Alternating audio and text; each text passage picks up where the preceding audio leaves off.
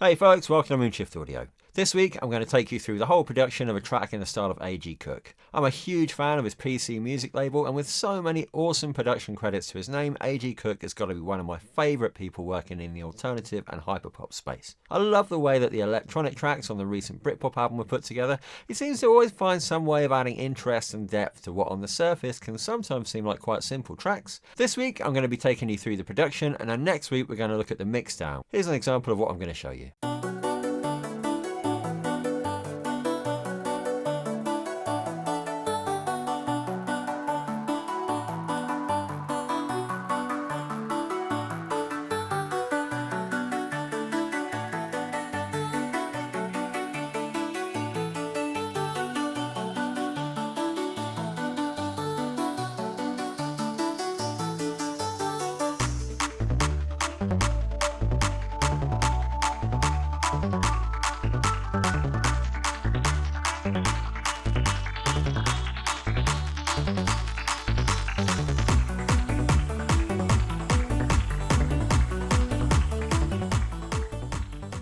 If you're working in this kind of genre and you're looking for a producer, you can get in touch with me at moonshiftaudio.com, or if you just want a bit of support with your sound design or a leg up with your production skills, let me know. We can set up a call and talk about how I can help you improve your skills. I put out a new video like this every week, so please do like and subscribe, but for now, let's jump into Cubase. Okay, so here we are in Cubase, and although I would normally start by looking at the drums in one of these videos, particularly with his recent album, the drums are really not a big feature in A.G. Cook's tracks. So I'm starting off with what is basically the kind of building block for the whole track, which is a pretty simple arpeggiated style synth line.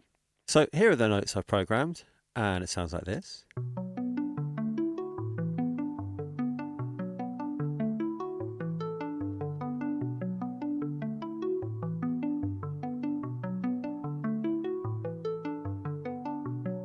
And if I open up the instrument that I use for this, I used FM8, which is a lovely FM or frequency modulation synthesizer from Native Instruments. This one's been around for a while. It's a bit of a classic. And the reason I've gone with this is that I feel like A.G. Cook really loves his FM synthesizers. He appeared on a Tape Notes podcast recently where he said that he likes to use the Arteria emulation of the Yamaha DX7, which is an absolutely classic 80s FM synthesizer. I use that for some of the sounds in this project, but the FM8 is another really, really great FM synth, and it's got some really, really useful macros that allow you to kind of manipulate the sound without getting too deep into FM synthesis, which is quite involved, much more unpredictable. A true FM synthesizer like the FM8 or the DX7 is much more difficult to program than, say, a subtractive synth, which is like most of the synths that you and I probably work with day to day. But FM synths are really great for getting kind of like cold, glassy, sort of wintry crystal kind of tones. And I think A.G. Cook uses these sounds really, really well. You can obviously get some really nice warm basses and some classic key sounds from FM synths as well. But in this case, I'm kind of taking advantage of that slightly almost kind of sterile sound that you hear a lot in PC music and in A.G. Cook's recent solo output. And you can see as this progresses, this synth line, I've just done a little bit of modulation. I've increased the sustain, the decay, and I'm sending a bit to a reverb, which we can look at now. You can hear the sound just starting to open up there. There is some reverb and a bit of delay built into the patch, but I'm also sending it to a Realm reverb. Now, Realm is another Native Instruments plugin, and I'm using this synth layer preset, which is quite unusual, and you'll hear that it adds this kind of like weird kind of overtone behind the synth line.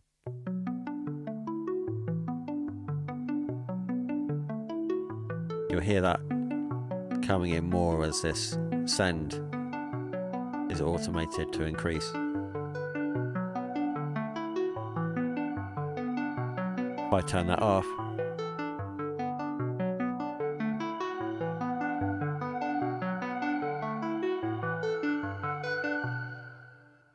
so with this kind of music, it's all about these weird little effects. Like what I found that I really like about some of the tracks on Britpop and 7G before that were that you've got really simple ideas, like quite simple lines, often like a simple bass line or an ARP style line like we're working with here, but they really develop over the course of a track. And he uses so many fun little ideas that he plays around with to kind of get these sounds to evolve and change and maintain your interest in what otherwise would be quite a simple repeated loop. And this use of quite a strange reverb that I'm sort of slowly feeding in is one way of developing interest around that ARP line. The next thing I do with that same line is I bring in another sound, another synth that's playing exactly the same line. And what I'm making use of here in this, you can see this bit of automation down here, is this harmonic timbre. It's a sort of macro, and what this is doing in FM8 is it's changing the balance of the different operators, which are the sort of like building block basic oscillators that make up an FM synth sound. And if I just play the synth line, you can hear like really like radically changes the sound. And you can see by just kind of like stepping it up every bar, getting a really nice changing timbre from that line.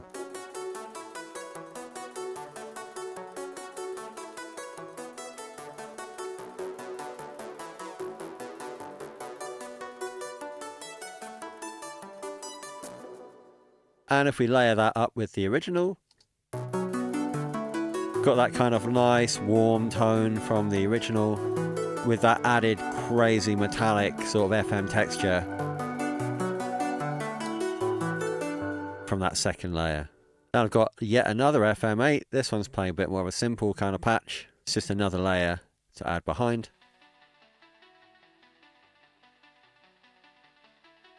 Okay, so I'm going to run that from the start.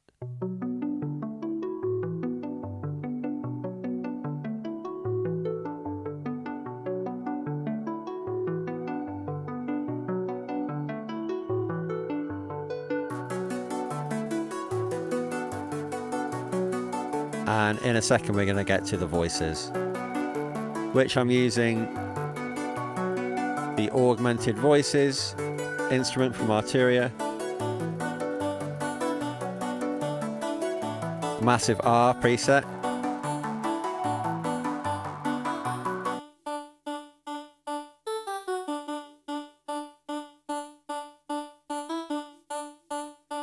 Another really simple line. Mostly just playing that root note there. So I've got these two layers now. That kind of ARP line, which has got 3 layers making that up. I've got this voice tone, which A.G. Cook uses a lot. He uses a lot of sort of like synthesized and heavily processed voice sort of tones. But I wanted to develop that. So I played around with another layer, which sounds like this.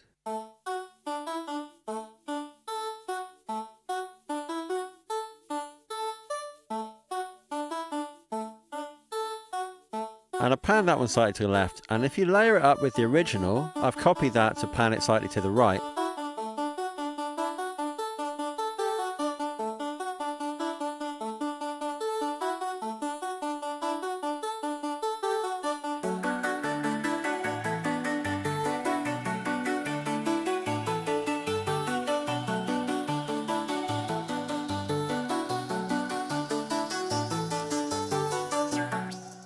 So we're kind of like blowing the track out to the sides now, and at the same time as bringing those voices in, I've been playing around with a filtered delay. So this is just an Echo Boy on a pretty standard dotted 8th note. But following that, I've got this multi-mode filter XL from Moog. It's a UAD plugin that I really love for filters. And what I'm doing is automating the filter on that. So I'm sending from those ARPs to this delay. And you should just hear that starting to open up.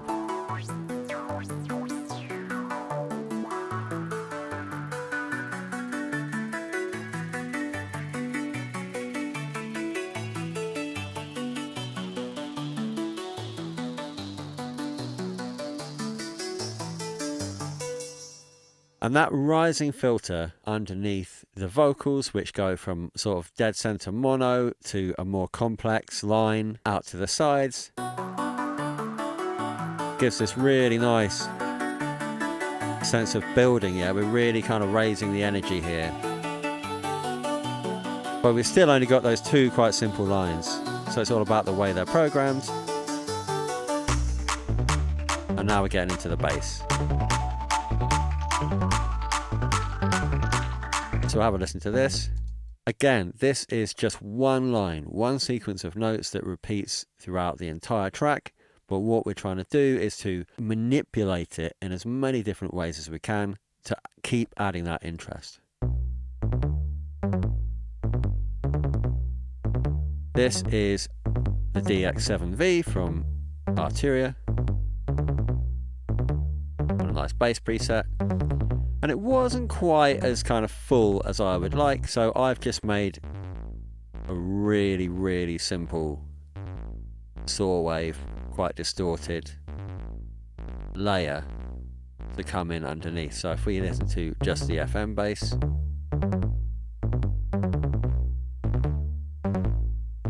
just helps to kind of fill that out a bit.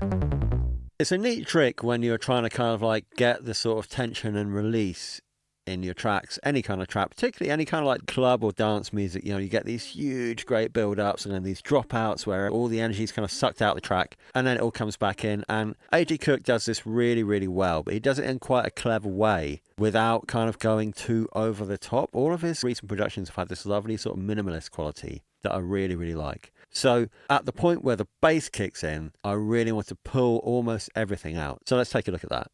I've removed the vocals, apart from this kind of filtered layer that we'll have a look at in a minute. All those arps have been dropped out that were there from the start. And so what we're left with is the bass and the drums, which are making an appearance. And what they're doing is just playing this absolutely classic 808 clap right on the beat, which is a bit of a kind of hallmark of hyperpop in general.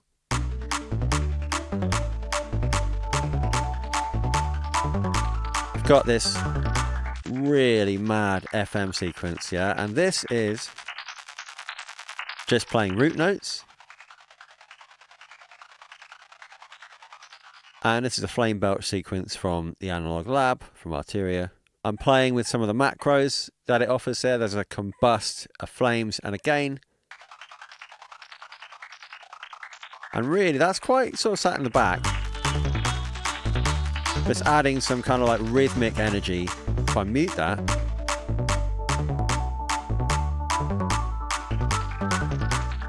Especially later on.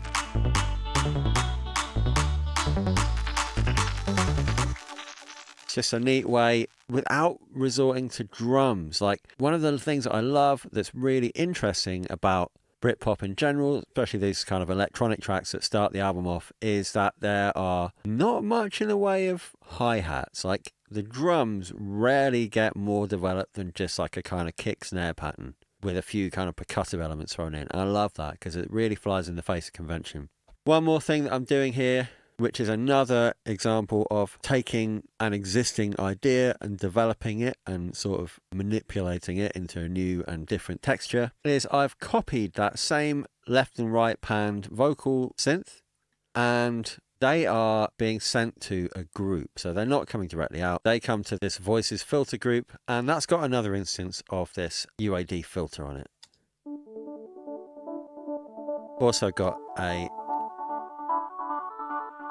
delay and a chopper.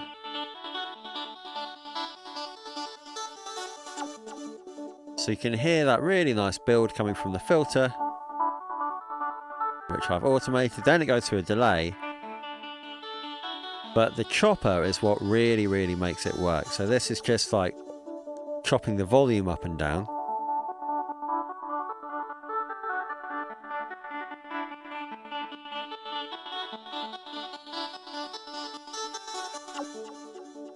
Otherwise it would just be a sort of quite linear building sort of sound. Love things like this. But just making something a bit more interesting, you know? I'll just play coming out of that sort of intro to the bass kicking in.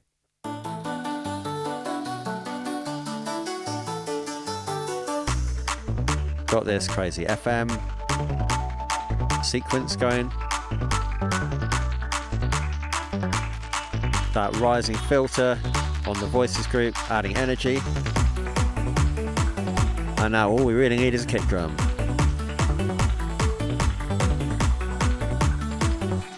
So this kick is just a kick that I took from Splice. It's a sort of hyperpop style kick. Done a bit of processing on that, most notably quite judicious use of Decapitator and a bit of EQ. Now, I'm not getting into the mixing of this right now. The mix on this track was actually really, really interesting, and I found that I was employing some quite different techniques to the sorts of tricks I would normally use on a, say, like a pop mix or a garage mix or electronic music like that, because you haven't got the traditional kind of like reverbs and stuff to hide behind. I was using a lot more volume automation, EQ and stuff like that, so I'm actually going to make a dedicated video for that next week. But for now, we've got our drum part, which literally consists of a clap and a kick on every beat. Simple as that.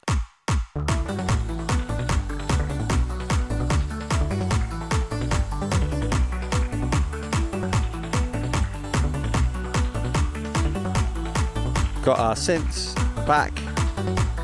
All of those arps are playing now. That FM line, the sort of the sequence, adding that bubbling kind of percussive energy in the back.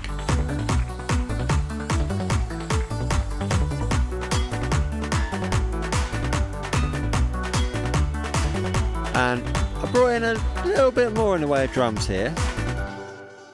So there's a line playing this kind of like really, really distorted kind of like hyperpop snare, which is just a sample that I got off of Splice again. And because I didn't want to mess too much with the MIDI for the drums and the snares that we'll look at in a minute, I just created a separate MIDI track that feeds into that same instance of battery that just allows you to kind of draw notes on a different track that feed into the same instrument.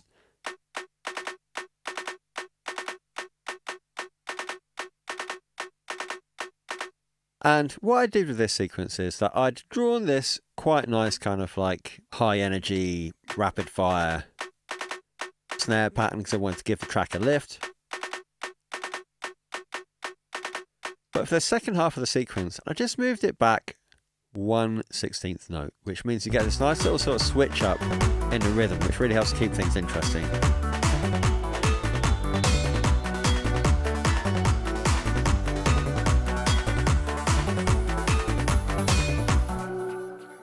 The other drum element that I added at this stage was a load of different kind of hyperpop sort of snares. So I just pulled in a load of hyperpop snares from Splice. And I've programmed them just on every other beat.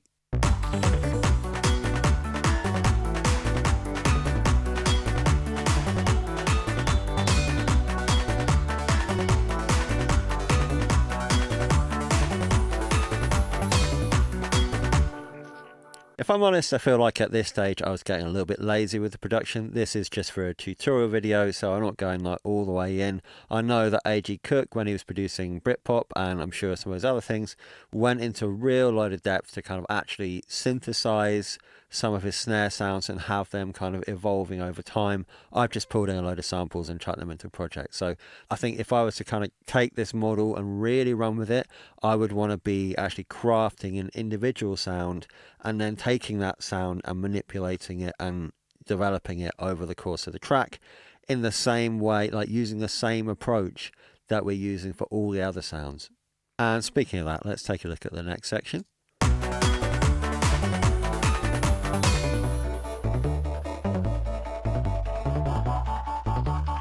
So we're kind of dropping the energy down a bit now.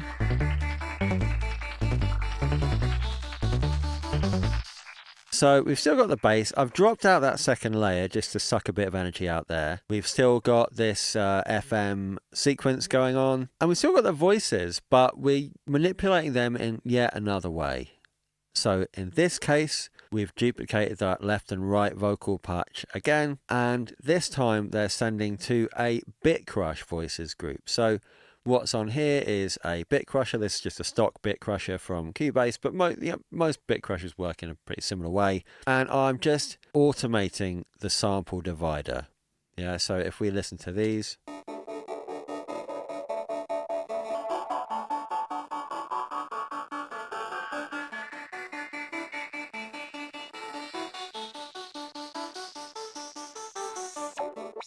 So it's still recognizable as that same line that we've been hearing since almost the start of the track, but it's just a little bit fresh, a little bit different, a little bit thinner, a little bit more crunchy. And manipulating that sample divider and raising the filter on that filtered delay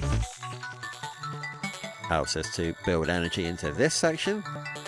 And what we've got now is the return of that same exact sequence of notes, the arpeggiated kind of style line that we started off the track with, but we're using a new instrument for it. In this case, the DX7 on this really nice sort of reverse sustain patch, which is lovely sort of glassy synth. I really like this sound. You can see I'm just automating the timbre on that. There's really nice echoes in the back there. So not only is this kind of DX7 key sound absolutely typical of the sort of thing that A.G. Cook uses, it's also yet another development on that same simple line. I drew that set of notes once and they have appeared in so many different parts in this track, but all with different timbres, all with different tones, different instruments, different effects processing. And that is how you can get these really, really nice, really exciting, really engaging tracks that just come from one or two quite simple sequences of notes. There's actually an element here which I didn't mention from the first drop, which is this bass sequence. Now this is a patch from the DX7V again, called bass sequence, and I'm playing this with the exact same set of notes that I'm feeding into all of the bass lines, and it sounds like this. You can see I'm using the macro here, the timbre macro.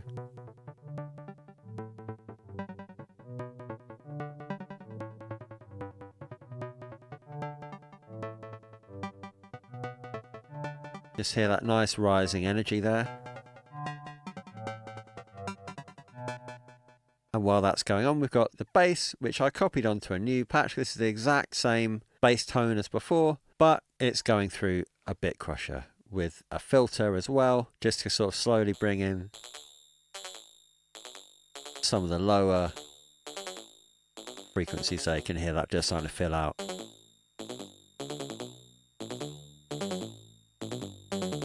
So it's just another way of developing a sound using one simple sequence of notes that we've used before multiple times in different instruments in yet a new kind of tone to it. So if we just come back to the end of the previous drop,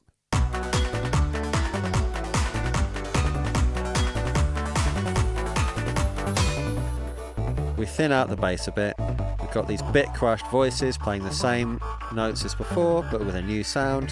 That nice bit crush kind of rising thing, and then instead of dropping back in, we switch it up, bring in that lovely new kind of glassy synth playing the same arpeggiator. The bass is there but it's bit crushed, and we've got this nice bass sequence. Now we're bringing back in the full range, nice beefy bass, and the claps are coming back to sort of signal that the beat's going to drop again.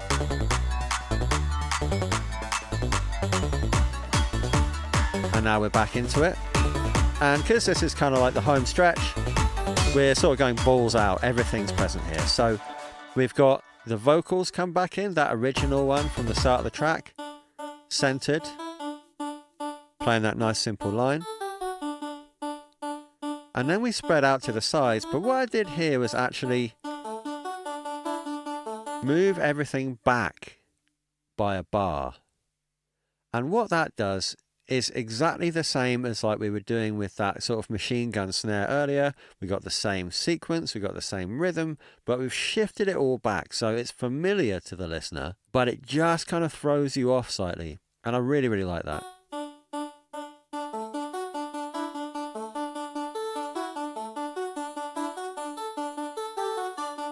Underneath that, we've got these filtered voices,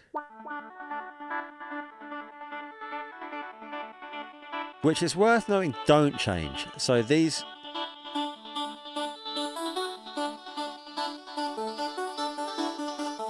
unfiltered ones have been moved back by a bar,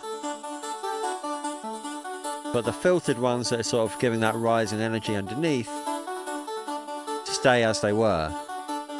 So you get these kind of like crisscrossing rhythms that kind of play with and against each other, which I really, really like. We've got the crazy snares going again, and this time I've actually automated a delay to turn on. It's just a Echo Boy, and you'll hear, if we listen back in that first drop, just a bit of reverb there. But here, yeah, just got that delay, and that just helps to, again, maintain the interest, switch things up, play with people's expectations. And it also helps to kind of push those a little bit further back in the mix at a time when things are very, very busy. Machine gun snares are back. And all of those ups. So we really are throwing everything into there at the moment for this final kind of push. And then we're going to get to the outro.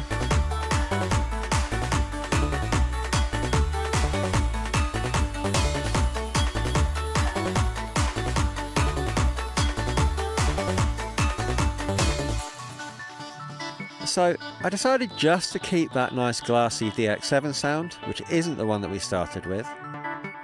We've got the filtered voices just slowly filtering out. And just to kind of play against that, this FM sequence rising in timbre.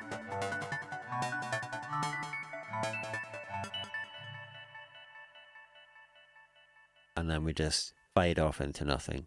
I really, really like the way that you've kind of got three elements there. You've got the bass sequence, which is rising in timbre. You've got the nice glassy DX7, which is just a static sound. And then you've got the voices, which are coming the other way. They're sort of lowering. So you've got one thing rising, one thing lowering, and one thing filling out the middle. All playing off against each other.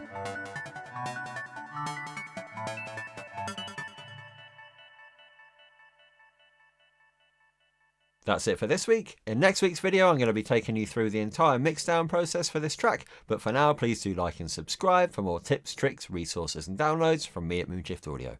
Till next time.